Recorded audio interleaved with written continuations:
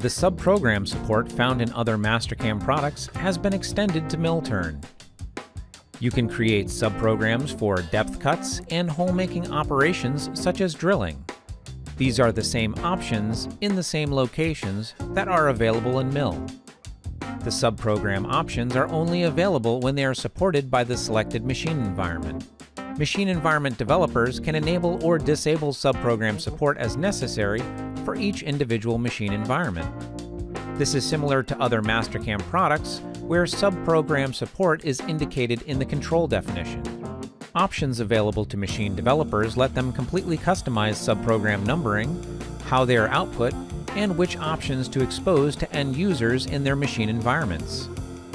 Note that transform and nested subprograms are not supported. For more information on enhancements to Mastercam, be sure to visit whatsnew.mastercam.com.